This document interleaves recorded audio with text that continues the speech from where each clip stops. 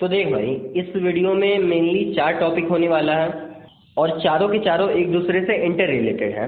तो अगर एक भी टॉपिक तुमने मिस किया तो तुम्हारा जो मोटो था इस वीडियो पे क्लिक करके नॉलेज गेन करने का, वो अधूरा ही रह जाएगा। तो बेहतर यही होगा कि ईच एंड एवरी पार्ट को तुम देखो, क्योंकि तभी तुमको पूरे वीडियो का जो सार है वो समझ में आएगा। और इस वीडियो का जो लास्ट टॉपिक है ना, वो मतलब भाई ब्रह्मास्त्र है। मतलब उस टॉपिक को अगर तू मिस किया तो इस वीडियो का तू मात्र 60% गेन किया है और कुछ नहीं। तो बात करते हैं अपने सबसे पहले टॉपिक की, नॉमेनक्लेचर। देखिए, अब डेल्टा वेरिएंट के बारे में जानने से पहले हम लोग ये जानते हैं कि इसका नाम डेल्टा क्यों पड़ा।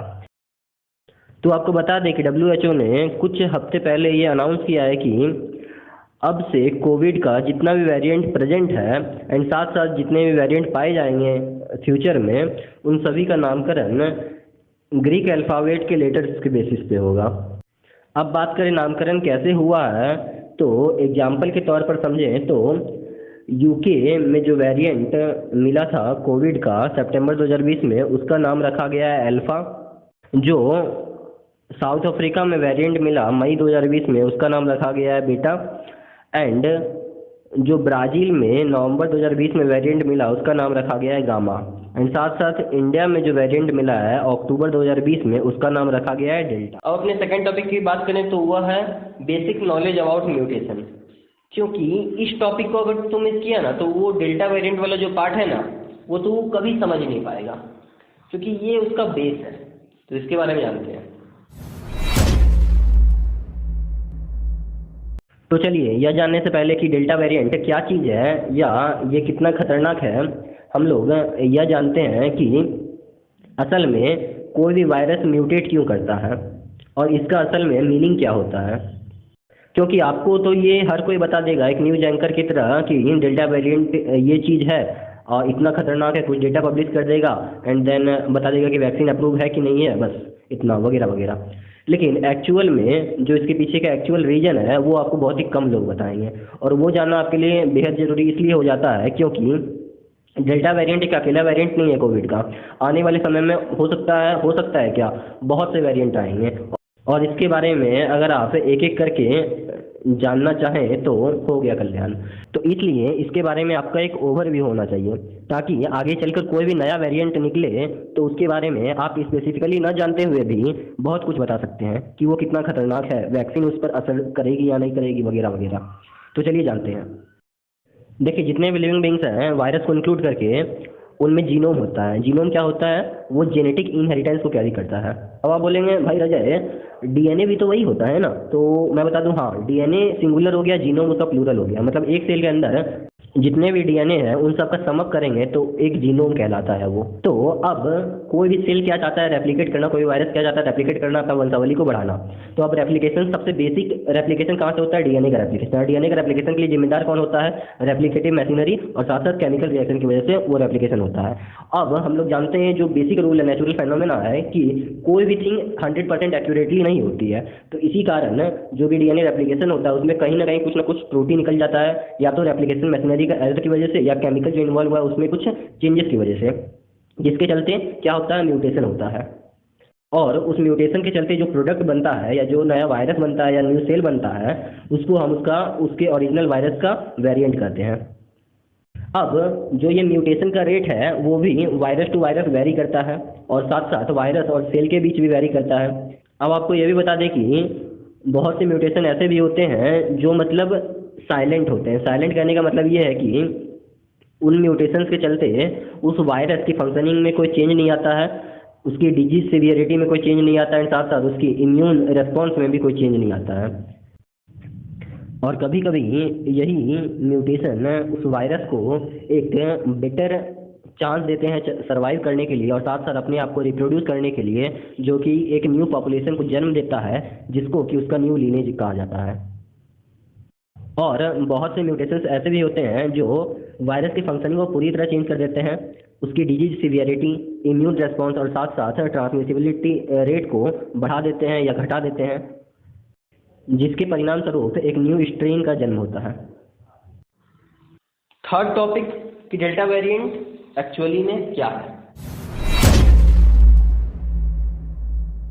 देखिए, सार्स कोव 2 के दिन ब दिन मल्टीपल वेरिएंट्स निकलते जा रहे हैं। उसमें से एक वेरिएंट भारत में पाया गया था जो था B1617 लीनेज।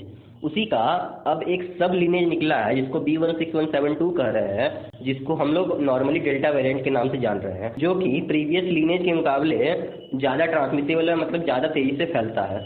और रिपोर्ट की माने तो डेल्टा वेरिएंट 60 से अधिक देशों में फैल चुका है और साथ साथ यह ज़्यादा प्रभावी यूके में है। और ये भी बताया जा रहा है कि यह अल्फा वेरिएंट को भी बीट कर चुका है, जो कि वेरिएंट ऑफ कंसर्न रहा था यूके में सितंबर 2020 में। और पब्लिक हेल्थ इंग्लैंड की एविडेंस के अनुसार ये दावा किया जा रहा है कि हॉस्पिटलाइजेशन का जो नंबर है वो अल्फा वेरिएंट के मुकाबले डेल्टा वेरिएंट में ज़्यादा देखा जाएगा। इसके कुछ सिम्टम्स की बात करें तो stomach pain, nausea, vomiting, hearing loss और जॉइंट पेन, ये सब कुछ सिम्टम्स हैं इस कोविड-19 वेरिएंट के। साथ साथ डेल्टा वेरिएंट की जो स्पाइक प्रोटीन है उसमें बहुत सारे म्यूटेशन पाए गए हैं, जिसमें से 4 म्यूटेशन बहुत ही इंपॉर्टेंट हैं। सबसे पहला म्यूटेशन है L452R, जो कि सबसे पहले डेनमार्क में रिपोर्ट किया गया था मार्च 2020 में। इस म्यूटेशन की खास बात यह है कि यह ट्रांसमिसिबिलिटी रेट को वाइल्ड टाइप स्ट्रेन के मुकाबले बढ़ा देता है एंड साथ साथ ये एंटीबॉडी इफिकेसी को भी रिड्यूस कर देता है और वैक्सीन की जो न्यूट्रलाइजेशन प्रॉपर्टी होती है उसको भी रिड्यूस कर देता है। दूसरा म्यूटेशन है P681R, जो कि ट्रांसमिसिबिलिटी रेट को बढ़ा देता है कुछ केमिकल प्रोसेस की मदद से। तीसरा म्यूटेशन है D614G, जो सबसे पहले यूएस में पाया गया था पेंडेमिक की शुरुआत में ही। और इस म्यूटेशन की बात यह है कि यह म्यूटेशन दूसरे म्यूटेशन के मुकाबले बहुत ही तेज़ी से फैलता है। और सबसे लास्ट म्यूटेशन है T478 के म्यूटेशन है, जो कि अभी तक जितने भी कोरोना वेरिएंट पाए गए हैं उनमें से 65% में यह म्यूटेशन देखने को मिला है। यह म्यूटेशन सबसे पहले मैक्सिको में डिटेक्ट किया गया था पिछले साल ही। और इस म्यूटेशन की खासियत यह है कि यह बहुत ही हायर इन्फेक्टिविटी प्रदान करता है उस वेरिएंट को।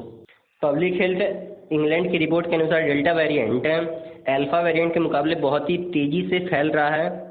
अब वैक्सीन इस वेरिएंट के ऊपर कितनी इफेक्टिव है उसके बारे में पब्लिक हेल्थ इंग्लैंड के एनालिसिस के अनुसार इंग्लैंड एंड स्कॉटलैंड में अभी तक जितने भी लोगों को वैक्सीन लगाया गया है, अल्फा वेरिएंट के मुकाबले डेल्टा वेरिएंट में इफेक्टिवनेस कम देखने को मिला है वैक्सीन का। तो भाई अब बात करते हैं अपने लास्ट और सबसे मेन टॉपिक की, जो है transmissibility rate and the effectiveness of vaccine against different mutations of virus.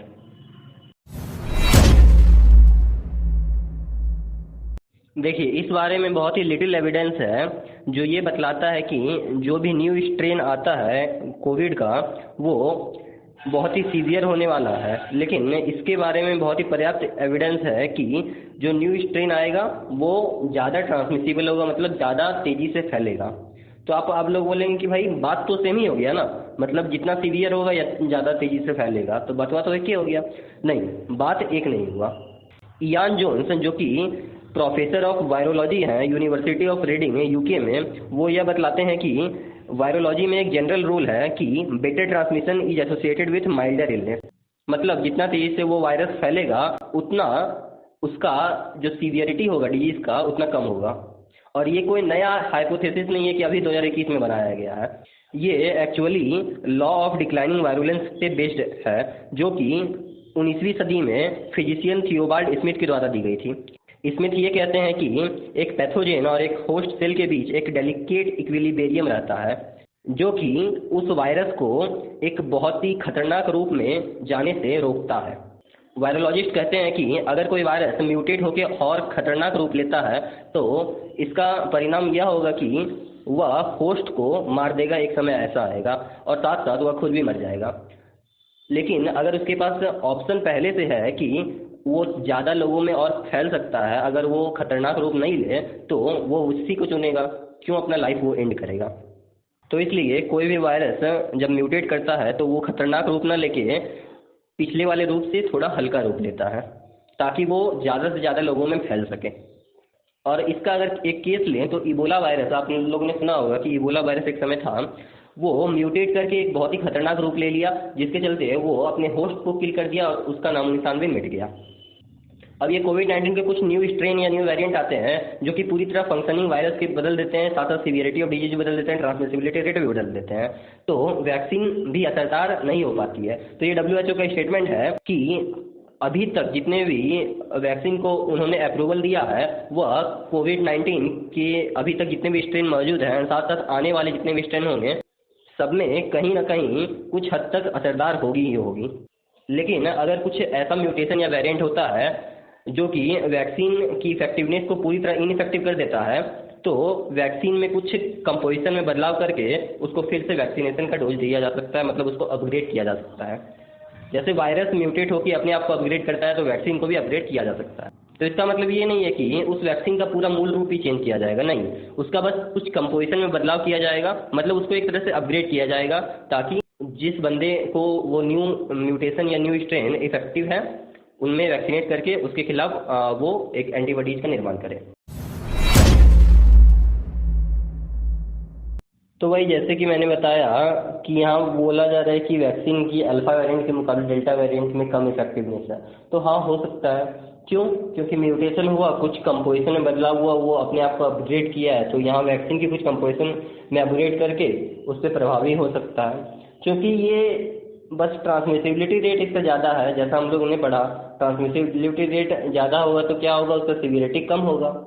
तो इसमें डरने वाली कोई खासिया बात नहीं है। अभी हॉस्पिटलाइजेशन बढ़ेगा, सही बात है, हॉस्पिटलाइजेशन बढ़ेगा ही, क्योंकि ट्रांसमिसिबिलिटी रेट ज़्यादा होगा तो ज़्यादा लोगों में ये फैलेगा, तो हॉस्पिटलाइजेशन रेट बढ़ेगा, लेकिन एक्चुअल में जो फैटिलिटी रेट है वो कम हो जाएगा।